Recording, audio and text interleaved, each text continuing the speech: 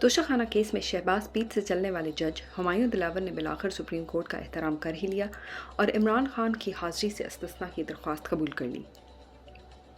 शहबाज शरीफ ने जुम्मे के दिन 5 रुकनी कमेटी बना दी, जिसका टास्क भानुमती के कुंबे को आने वाली निगरान हुकूमत में वजारतें देना और अपने अपने बंदे लगाने के लिए राज़ी करना है।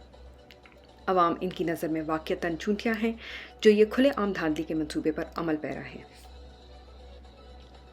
मौजूदा हुकूमत ने सिर्फ 14 माह में न सिर्फ बिजली की कीमत में 3 गुना इजाफा किया, बल्कि 470 अरब की बिजली भी चोरी की और साथ ही साथ अवाम को लोड शेडिंग के अजाब से भी गुजारा। लाहौर के सर्विसेज हस्पताल में दौरान ऑपरेशन बिजली बंद सैकड़ों मरीज जिंदगी और मौत के दरमियान लटके रहे। इम्पोर्टेड सरकार ने 14 माह में अपने केसेस ख़त्म किए, अय्याशियाँ की, लेकिन गरीब आवाम को कोई रिलीफ नहीं दिया।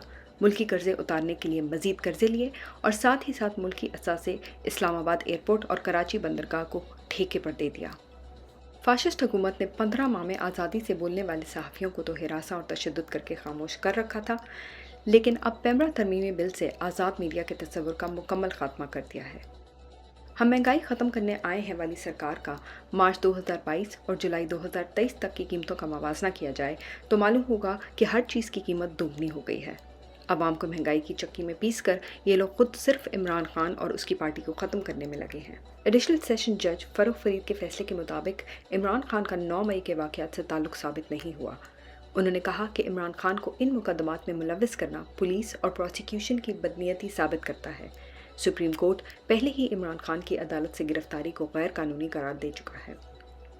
पहले डॉक्टर यास्मीन केस और अब खुद इमरान खान के केस के फैसले से मुखालिफिन का सारा प्रोपेगेंडा ज़मीन बोस हो गया है।